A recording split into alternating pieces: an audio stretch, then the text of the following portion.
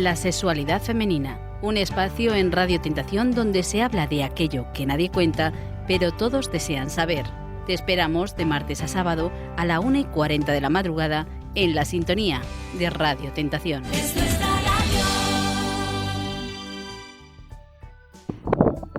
Bienvenidos y bienvenidas a la sexualidad femenina. Con vosotros, la psicoanalista del Grupo Cero, Clemos Lunis, y Elena Trujillo. Tachán, y Elena Trujillo, sí que soy yo. ¿Cómo lo sabes?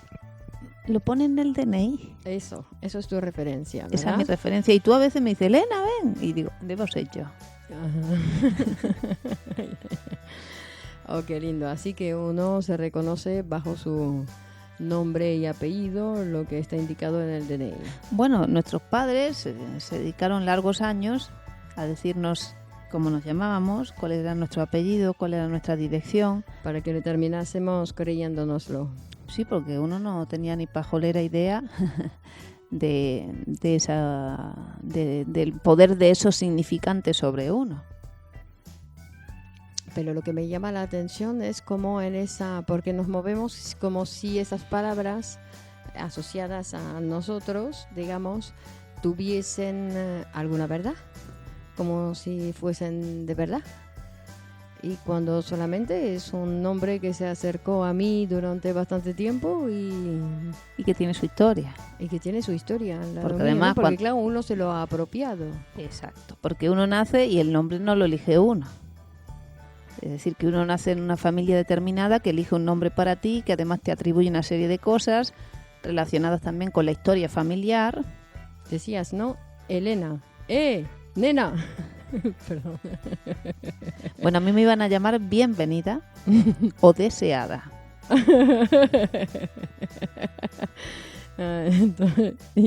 Es decir, que ella se pasea con esos tres nombres, claro. Acompañada de no solamente del que le pusieron, sino del que le hubiese puesto. Es que es una historia que me gusta. Mi padre puso en la papelería que tenía, puso un cartel que mi madre, ¿no? Paquita ha tenido una niña. Oh. Fui famosa. Bienvenida. No, pero pensando en esas palabras así que hacen, porque como tú dices, no solamente el nombre no lo hemos elegido, pero del mismo modo nacemos del deseo de otro. Exactamente. Es decir, que nacemos cuando decimos que la familia no lo hemos elegido, es que no sé si hemos elegido muchas cosas, la verdad. Es que el deseo, nacimos desde el deseo de otros y desde el deseo de otros nos hemos hecho. Mira, y es tan interesante eso, darnos cuenta de que somos el producto efecto del deseo de otros, que incluso aquellas personas que sienten que no han sido deseadas, que como neuróticos todos tenemos nuestras crisis y decimos, a mí no me quieren, yo no me he sentido querido, porque claro, siempre queremos más, por un lado. Pero es cierto que hay personas que, bueno, que sus padres no deseaban en sí o no esperaban su nacimiento y se encontraron con eso porque también son fruto de su inconsciente. Sin embargo, si uno sobrevive, si uno crece, uno debería sentirse deseado, porque no es posible vivir sin el deseo de otros. Ahora bien, te tienes que apropiar del deseo, porque si no te lo crees... Pero y el deseo está, no importa qué forma, porque a veces uno está sostenido por un deseo de agresividad. Hay madres que dicen que han hecho hijos para que lo puedan cuidar cuando sean mayores. Entonces, ¿qué deseo es ese? Bueno, esa es la neurosis de tu madre. Sí, pero... Y otra cosa es que tú digas que tu madre dice. Cuando el paciente viene a la sesión, cuando el sujeto habla, aunque hable de otros, habla de sí mismo. ¿No? Esa mujer, si se tumbara en el diván y dijera eso, tuve a mis hijos para no estar... Habla de su propia madre, de su propia historia. Y además el deseo no es lo que yo digo que deseo. Es otra cosa, es una construcción que se produce, que se genera en el análisis. Es como una lectura que hay que hacer de eso. Nunca va a ser lo que uno creía. Yo creía que no te quería y resulta que te quiero. Yo creía que no deseaba a los hijos y resulta que he dedicado mi vida a los hijos. Y yo no me di cuenta, ¿no? Entonces es diferente al discurso manifiesto. El paciente viene y habla de su novela familiar, ¿no? Ese texto de Freud, la novela familiar del neurótico, donde todos hemos idealizado unos padres mejores de lo que tenemos. Todos hemos idealizado ser los los reyes de la casa, que de alguna manera lo fuimos durante un poquito tiempo, pero claro, queríamos esa permanencia, queríamos ser los iniciadores del universo y somos una caquita en el universo.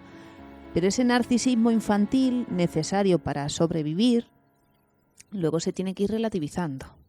A base de golpes, algunas veces, de frustraciones, pero eso nos va haciendo humanos, nos va haciendo fuertes, nos va haciendo adultos, porque el adulto es el que ahora va a sostener su vida y la de otras personas también, ¿no? Y conviene tener nombre para sostener esa vida, conviene tener una identidad, aunque uno la deforme, ¿no? Si tomamos, por ejemplo, el ejemplo de Miguel Óscar Menasa, que tiene múltiples identidades, o múltiples profesiones, o múltiples facetas. Cada uno de esos lugares o facetas es una persona diferente. Que no quiere, él a veces dice, conviene tener múltiple personalidad, en el sentido que con cada persona soy diferente. Y sin embargo, desde la psicología, desde la psiquiatría, la psicopatología, hablar de múltiple personalidad está castigado, está penado, está considerado como falta de una unión, una identidad definida. Y nosotros en psicoanálisis decimos que tener una identidad definida es patológico, que permanecer igual a sí mismo es patológico, que siempre pensar de la misma manera es patológico. Una cosa es que yo sea Elena y otra cosa es qué Elena soy en cada momento. Interesante. ¿Qué Elena es? Bueno, y hablemos es un poco de ti. Claro, porque no hay un ser que nos sostenga. No estamos sostenidos por un ser, por un estar. Somos sujetos sociales.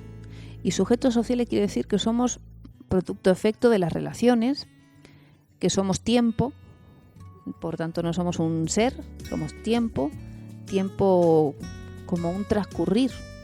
Entonces lo único que podemos ir decidiendo es qué hacemos con ese tiempo, con qué relaciones nos comprometemos, dónde ponemos nuestro deseo y por tanto nuestro trabajo. Y eso nos va conformando, que nuestro ser no está en lo que decimos que somos. Hoy leía también en el Indio Gris, que es una revista que pueden consultar todos los jueves en internet, entras en grindiogris.com y es una revista de poesía, de política, de recolección de basura, de actualidad, de pensamiento. Y hoy decía que las palabras no van unidas a ningún contenido específico, sino que son palabras que están hechas para unirse a otras palabras, para que permita decirse entre ellas, abrir sentidos, no cerrarlos. Y generalmente nuestra tendencia ideológica es a cerrar sentidos, a definirnos, a tenerte en consideración con las palabras que dijiste ayer, cuando tú no eres la misma que eras ayer. Por suerte.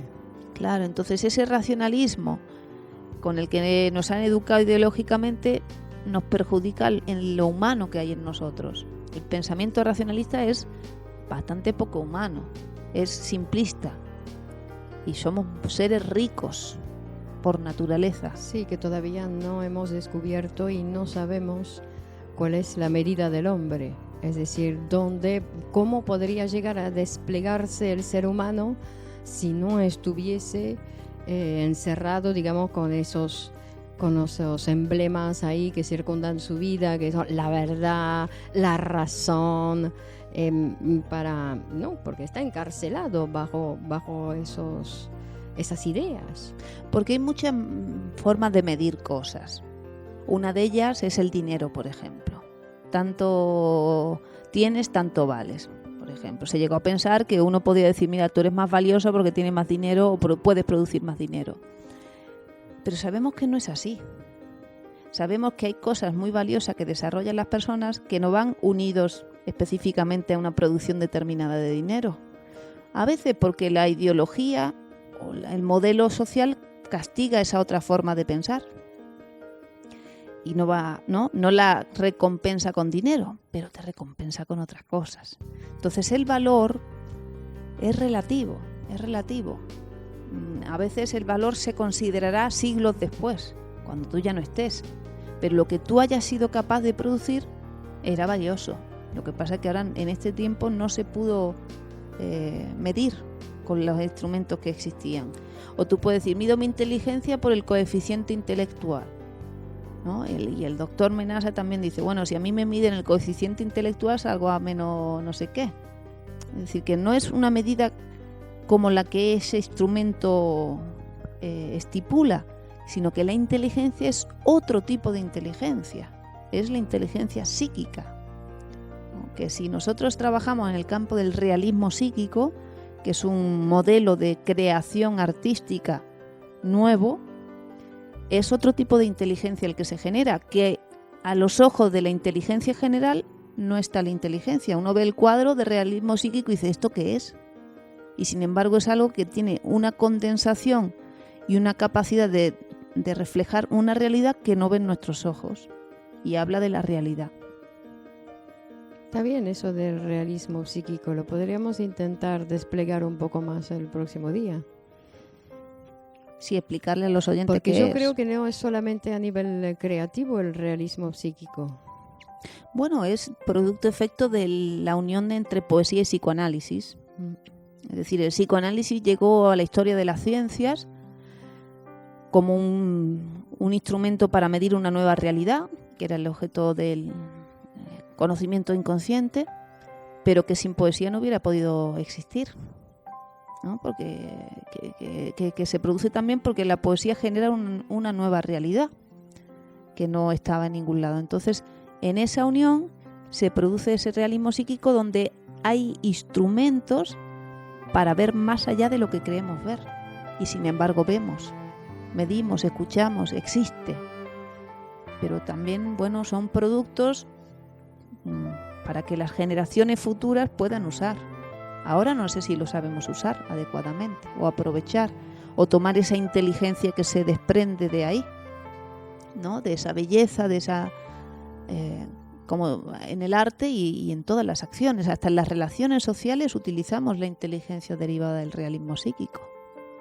Tú no dices las mismas cosas que decías antes del psicoanálisis, ¿no? De que el psicoanálisis tocara tu vida. Incluso las personas que no Bueno, ya no me acuerdo cómo fue mi vida antes del psicoanálisis. Pero incluso las personas que no se psicoanalizan están tocadas por el psicoanálisis. Han nacido en un siglo donde existió el psicoanálisis, donde tocó el cine, claro, tocó la como música, dicen, ¿no? tocó Cuando todo. uno hace un fallido y todo el mundo se ríe, porque sabe que hay alguna verdad, que incluso hay mucha gente que sabe que dentro mismo del chiste también hay otra verdad, aunque la desconocemos. Aparentemente, nuestra conciencia no sabe nada pero hay un saber no sabido por el sujeto que sí algo ha pillado, porque cuando todos nos reímos, no solamente nos reímos porque es inconsciente, sino que también nos reímos porque algo sabemos de lo que el otro ha dicho con su fallido. ¿Y qué modalidades puede haber para las personas que nos escuchan para desarrollar, desplegar el realismo psíquico? Si dices que no es solo algo artístico, no solo algo de la pintura, ¿qué ámbitos hay o cómo uno puede tomar, ¿no? Si hablábamos del surrealismo, hablábamos del romanticismo, hablábamos... Bueno, ¿no? pero yo creo que si pensamos que cada ser humano puede llegar a ser un artista, es decir, que si se lo propone, y la manera del artista dentro del realismo psíquico, la regla es dejarse llevar. Es dejarse llevar, pero entonces yo pienso que del mismo modo que el resultado de una obra creativa, de un poema, y la vida de uno, si uno no estuviese dominado por el deseo de su mamá y que pudiese realmente hacer su propia vida, la vida que va a fabricar tendría que ser una obra de arte, de alguna manera en sentido de única. Una obra que está fabricada desde el deseo de uno, no desde claro, una producción de uno. Bueno, pero que no es de uno, porque hemos dicho que el deseo social. está también, ¿no? Que está pero digamos desde los pactos que uno ha establecido con sus compromisos sociales, y eso produce una manera de vivir que es una obra de arte en sí. Y si la escribe más, evidentemente. Claro, pero hay personas en el mundo, en la planeta Tierra, que puede que ni siquiera escuchen este programa, o que no hayan leído un libro de Freud, o que no hayan leído un libro de Mena, y sin embargo están beneficiándose del trabajo que se está haciendo, porque forma parte ya de la cultura universal. Hay elementos que piensan a ese sujeto diferente y le permiten existir. Entonces, Sí, como cualquier descubrimiento de la...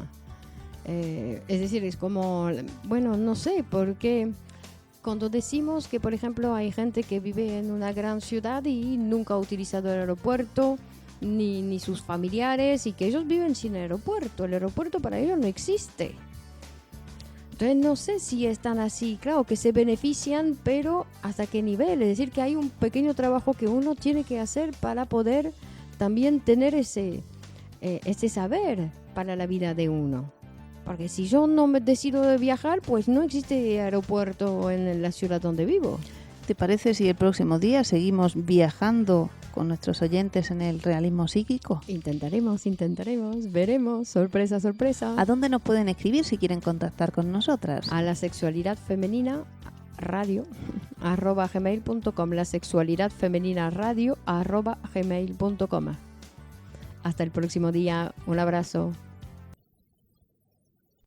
La sexualidad femenina, un espacio en Radio Tentación donde se habla de aquello que nadie cuenta, pero todos desean saber. Te esperamos de martes a sábado a la 1:40 de la madrugada en la sintonía de Radio Tentación.